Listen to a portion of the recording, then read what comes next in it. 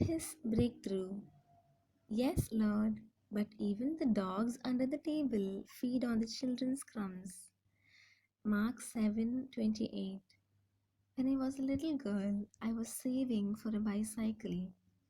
My dad, who was a church administrator, my mom, and I went to the mountains where a woman who owned a hotel far away from any local church was waiting to give her tithes and offerings. We arrived and sat at a table. She started to divide the money into little designated piles: evangelism, tithes, church budget, etc. I was sure there would be a pile for me too. When the money ran out, I yelled in utter desperation. And for my bicycle? How could there be so much for the church and nothing for me? Have you ever wondered if there is enough for you? I have. In the time of Jesus, some wondered whether there was enough for them because they were labeled as outsiders. The feeding of the 5,000 narrative, clearly pointing to the Jewish culture, had left the crowd satisfied through the multiplication of the bread.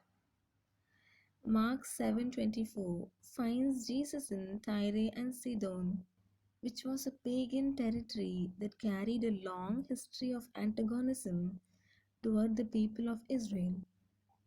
A Gentile woman of the Syro-Phoenician race asks Jesus for mercy for her daughter.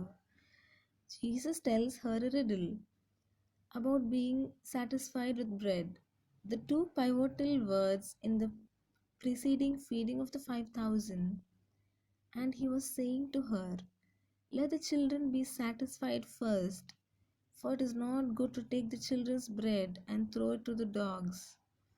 The woman responds to the riddle and does not ask for the children's bread, nor for the first place.